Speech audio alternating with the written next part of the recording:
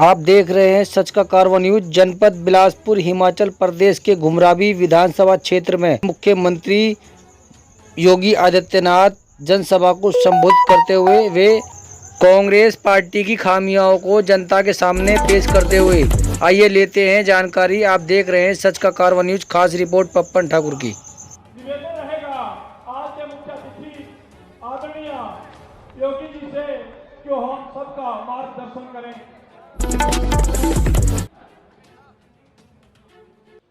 देवभूमि हिमाचल में आकर के मैं अपने आप को सौभाग्यशाली मानता हूं। माता नैनावती को भी मैं यहां से नमन करते हुए आप सभी भाइयों बहनों का हृदय से अभिनंदन करता हूं।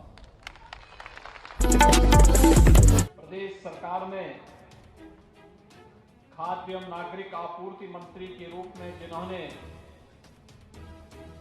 कोरोना काल खंड में हर गरीब तक फ्री में राशन पहुंचाने का काम किया है, ऐसे श्री राजेंद्र गर्ग जी,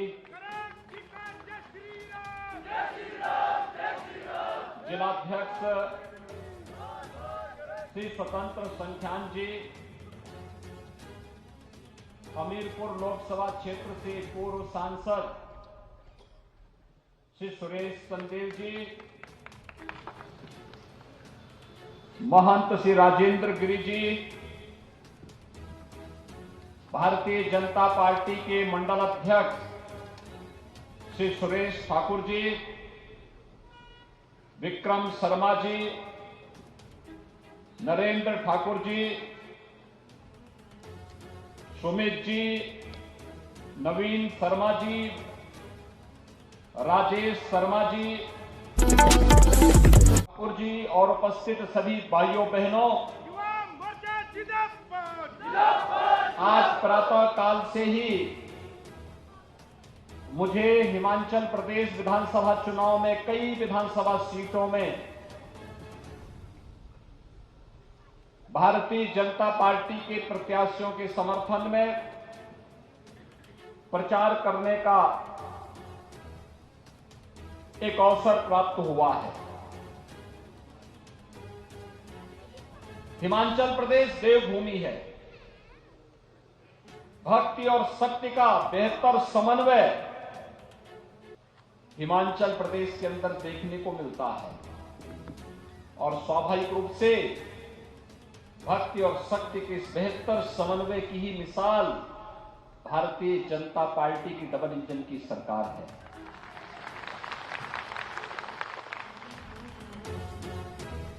और यही कारण है कि जिस भी विधानसभा सीट पे मैं गया हूं, अपार जन समर्थन भारतीय जनता पार्टी के प्रत्याशियों को प्राप्त होता हुआ दिखाई दे रहा है। अपार जन समर्थन इस बात का उदाहरण है कि विगत 8.5 वर्षों से प्रधानमंत्री मोदी जी के नेतृत्व में भारतीय जनता पार्टी की सरकार ने देश के विकास के लिए, गरीब के कल्याण के लिए, आंतरिक और बाह्य सुरक्षा के लिए और वैश्विक मंच पर भारत की प्रतिष्ठा को बढ़ाने के लिए जो कदम उठाए हैं, भारत का 135 करोड़ जनमानस प्रधानमंत्री मोदी जी को इसके लिए अपना पूरा समर्थन देता है। भाइयों बहनों, 8 वर्ष पहले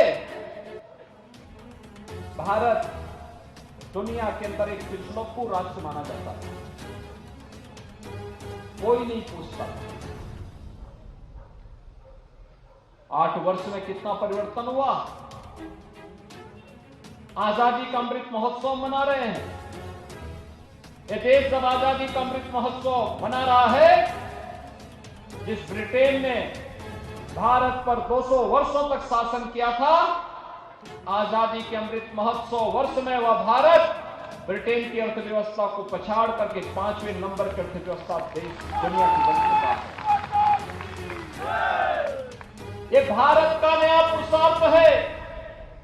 दुनिया के अंदर कहीं संकट आता है, आशा भरी निगाहों से दुनिया भारत की ओर देखती है, मोदी जी की ओर देखती है। योग की परंपरा को आज देखते होंगे, दुनिया के 175 से अधिक देश भारत के योग की परंपरा के साथ जुड़ते हुए दिखाई देते हैं। भाइयों बहनों,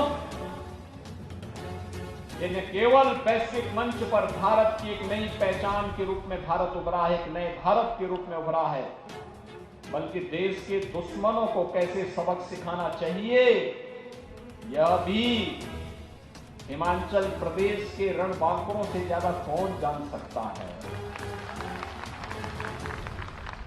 जब सर्जिकल स्ट्राइक और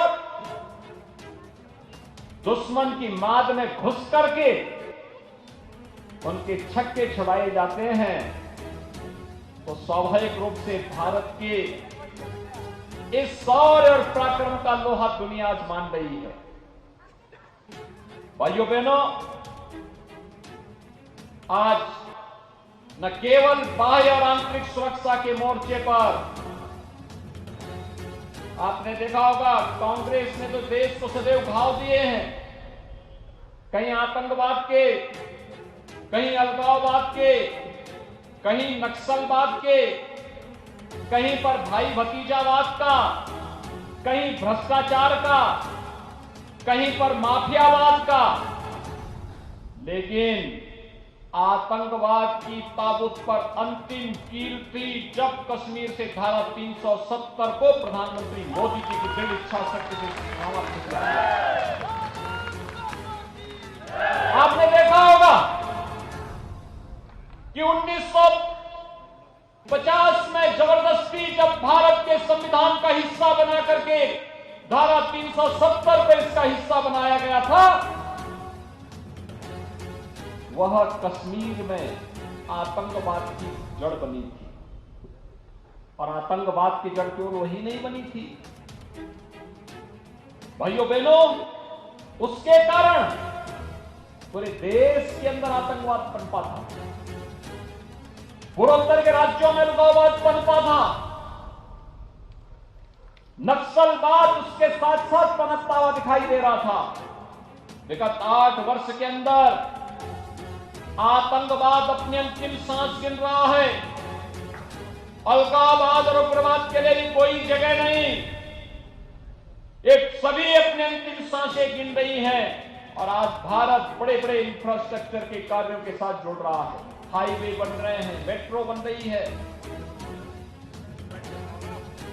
एम्स बन रहे हैं, आईआईटी और आईआईएम बन रहे हैं।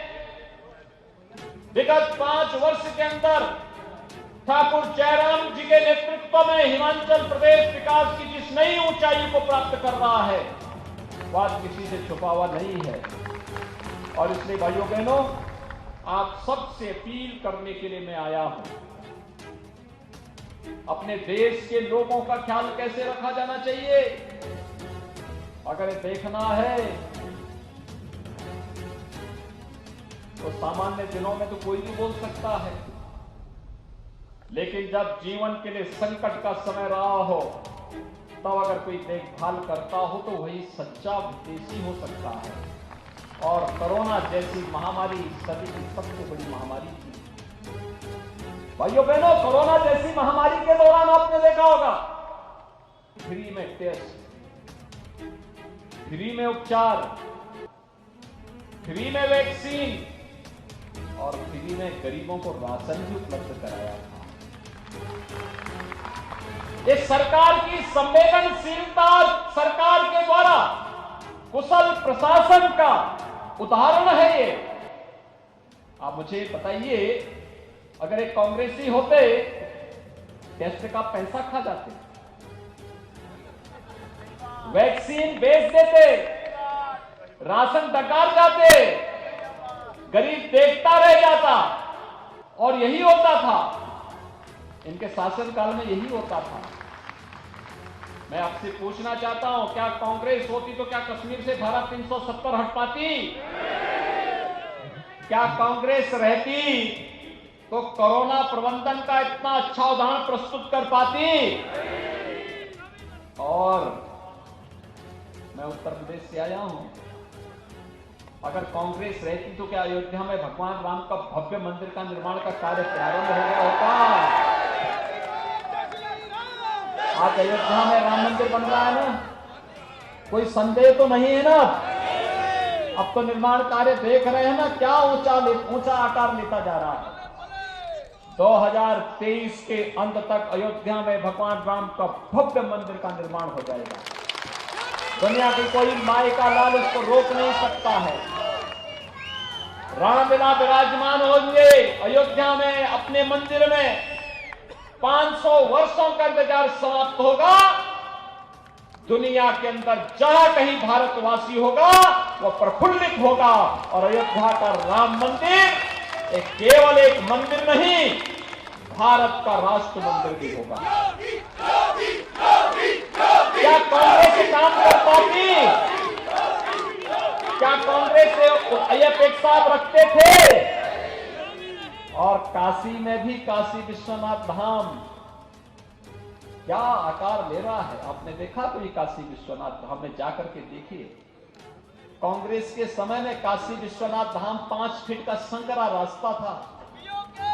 10 श्रद्धालु इकट्ठा नहीं हो सकते थे।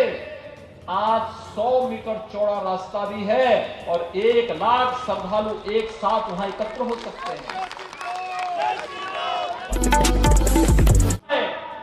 आस्था के इन प्रतीकों का सम्मान क्या कांग्रेस कर पाती?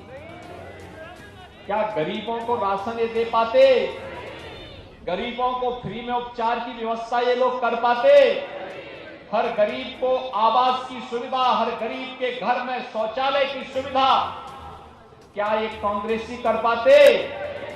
तो भाइयों बहनों, न ये सुरक्षा दे सकते हैं, न ये विकास ही करा सकते हैं, न यह किसी का कल्याण ही कर सकते हैं, तो फिर इनको क्यों चुनना है? आप जानते हैं उत्तर प्रदेश में अभी विधानसभा के चुनाव हुए थे ना? और उत्तर प्रदेश की आबादी कितनी है मालूम है आपको? 25 करोड़। 25 करोड़ आबादी है, 403 विधानसभा है, और कांग्रेस कितनी सीट जीती है?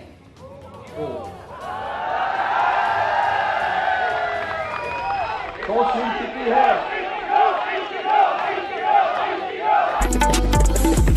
सुनते होंगे कि राम नाम सत्य है के लिए भी 4 आदमी चाहिए होते हैं। वहां कंधा देने के लिए कोई नहीं उनको। तो आप इस देवभूमि में कैन ऐसे लोगों को ढोने का प्रयास कर रहे हैं। मत ढोइए। और मैं इसलिए भी आपसे कह रहा हूं, डबल इंजन की सरकार जिस स्पीड के साथ विकास करा रही है हिमाचल प्रदेश की, भाइयों बहनों, शांति और सौहार्द की भूमि, देवभूमि के रूप में हिमाचल प्रदेश थोड़ी सी चूक हुई नहीं कि उत्तर प्रदेश में जिन माफियाओं पे हम लोगों ने डंडा लगा रखा है, वे सब भाग करके फिर यहीं आ जाएंगे। और इसलिए हम पूरी सतर्कता बना के रखें, किसी माफिया को नहीं आने देंगे, क्योंकि कांग्रेस का हाथ माफियाओं के साथ सदैव रहा है। और इसलिए आपको आगाह करने के लिए मैं आ गया हूं, बड़ी सावधानी और सतर्कता के साथ 12 नवंबर के लिए भारतीय जनता पार्टी को भारी बहुमत से विजयी बनाने के लिए हमें तैयार होना होगा। आप क्या सहमत हैं? और भाइयों बहनों, इसलिए भी